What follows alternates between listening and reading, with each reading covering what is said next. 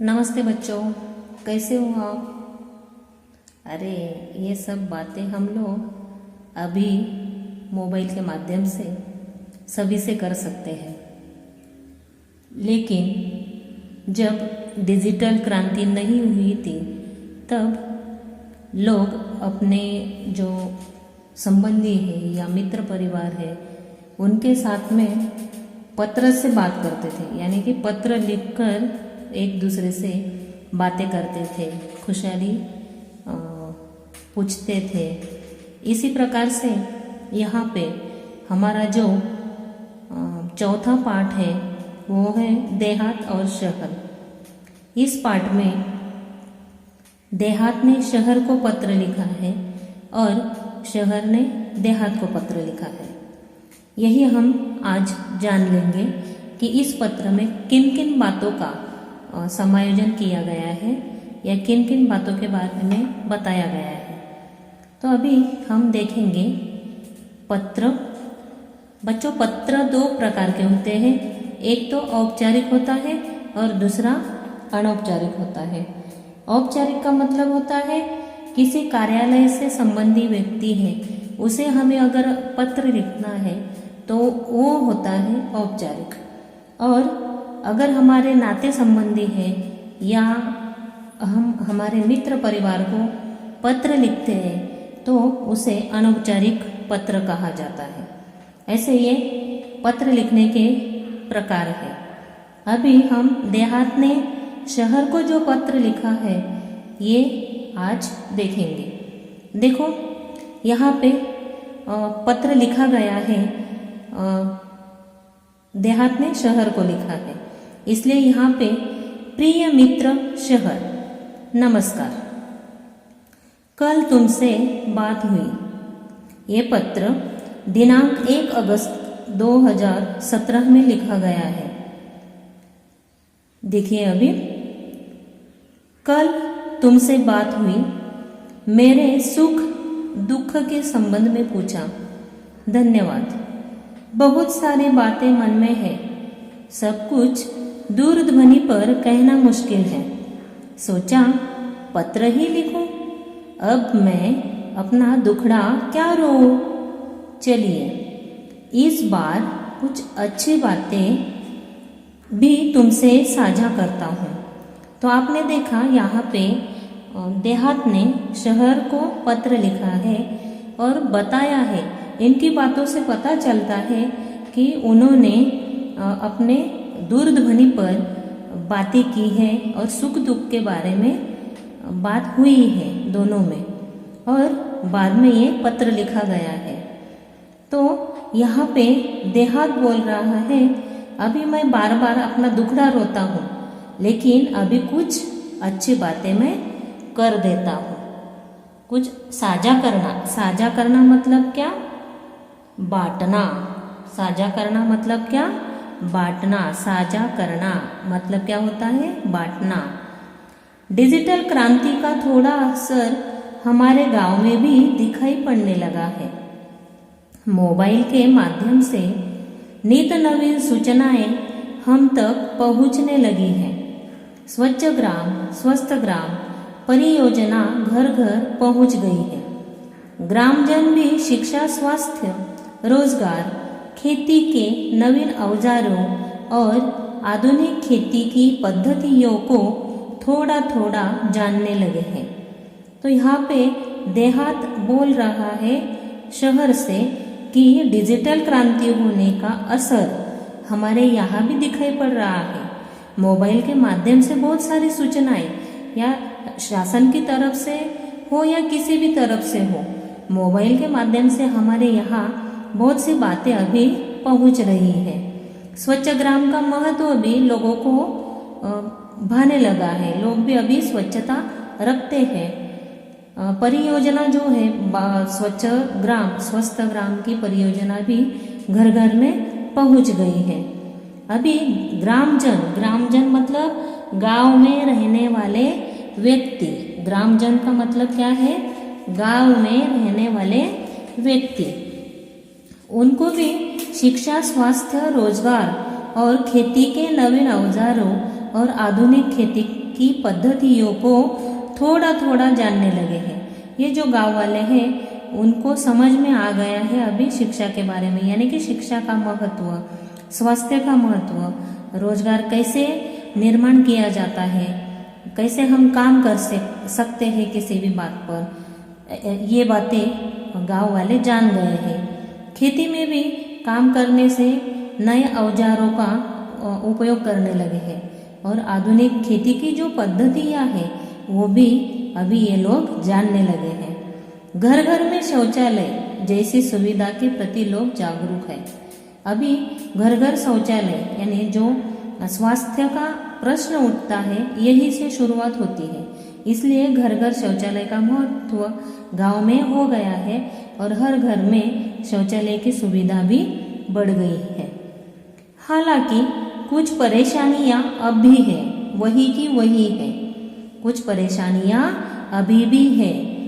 पीने का पानी लाने के लिए दूर दूर तक जाना पड़ता है।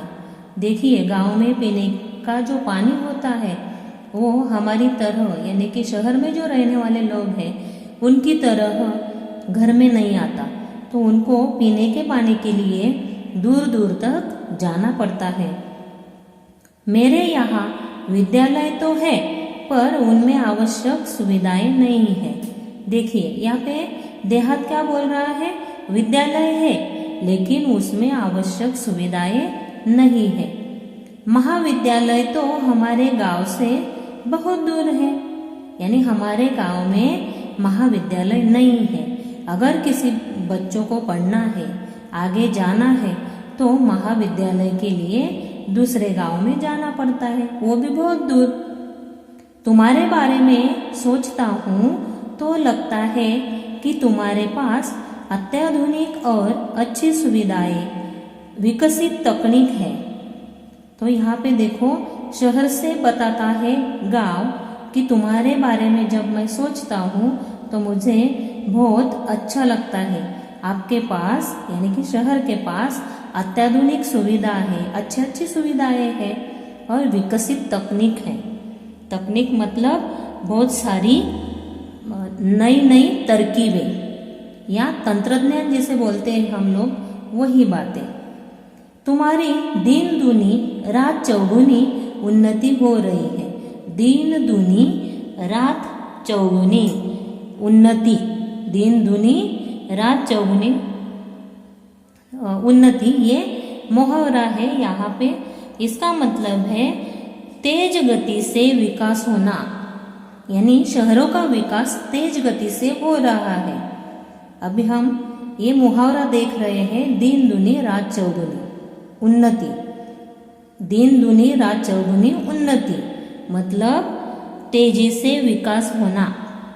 तो देहात बता रहा है कि शहर भाई तुम्हारी बहुत उन्नति हो रही है। तुम कितने सुखी हो। यातायात के आधुनिक साधन, पक्की चौड़ी सड़कें, बड़े बड़े शॉपिंग मॉल और 24 घंटे बिजली की सुविधा तुम्हारी शान में चार चांद लगा रहे हैं।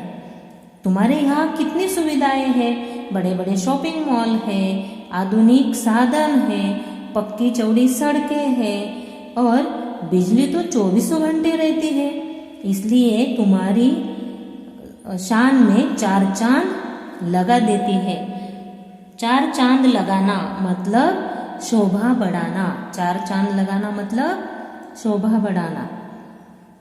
कभी कभी मन बहुत उदास हो जाता है।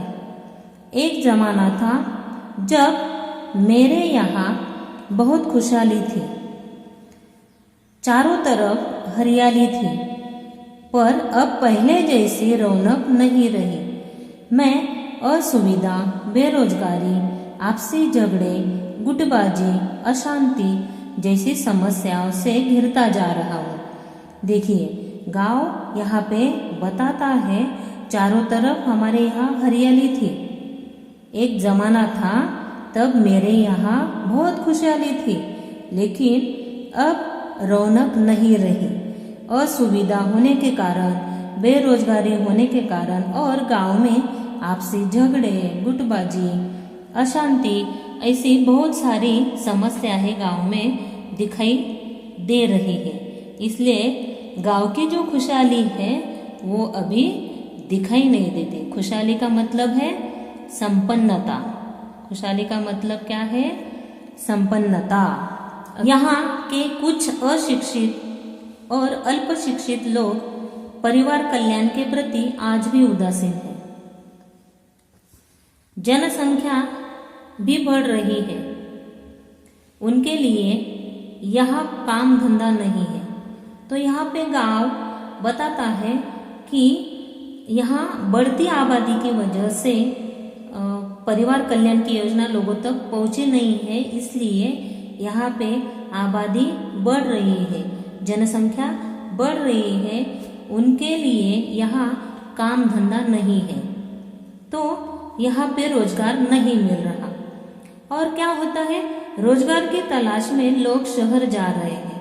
अगर रोजगार चाहिए तो लोग क्या करते हैं? शहर की तरफ जाते हैं। यहाँ काम के लिए मजदूर नहीं मिलते। गांव में काम के लिए मजदूर नहीं मिलते। क्यों नहीं मिलते? तो लोग रोजगार की तलाश में गांव से शहर की तरफ जाते हैं, इसलिए गांव में मजदूर नहीं मिलते। शहरी चमक धमक और आधुनिक सुविधाओं की ओर आकर्षित होकर लोग मुझे अकेला छोड़कर तुम्हारी ओर दौड़ रहे हैं। ये यहाँ पे गांव ने अपना दुखड़ा रोया है कि सभी जो लोग हैं गांव में रोजगार न होने के कारण तुम्हारी तरफ ये लोग आ रहे हैं, यानी कि शहर की तरफ रोजगार की तलाश में।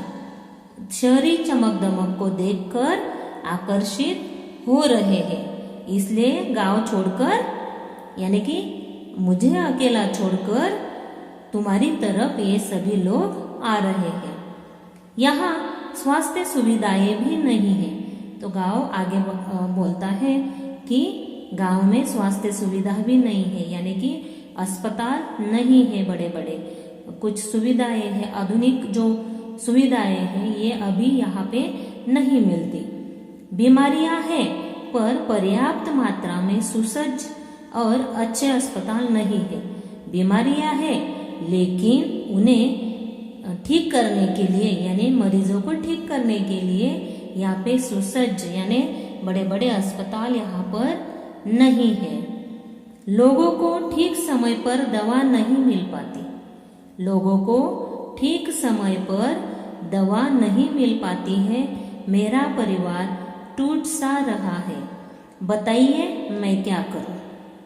अभी आखिर में गांव ने शहर से पूछा है कि मैं अभी अकेला हो गया हूँ, मेरे यहाँ का खुशहाली का माहौल बदल सा गया है, सभी लोग रोजगार की तलाश में आपके यहाँ आ रहे हैं और बहुत सारी सुविधाएं यहाँ पे न होने के कारण लोगों को शहरी चमक दमक अच्छी लगती है और मैं टूट सा गया हूँ, यानी कि मैं अभी टूट रहा हूँ क्योंकि बहुत सारे लोग शहर की तरफ जा रहे, इसलिए मुझसे ये दुख देखा नहीं जाता।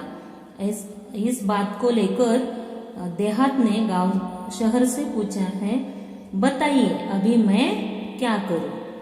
तुम्हारा मित्र देहात, तुम्हारा मित्र देहात। और यहाँ पे पत्र खत्म कर दिया गया है, यानी कि गांव में जो समस्याएं हैं उनके बारे में यहाँ पे गांव ने शहर से बताई है।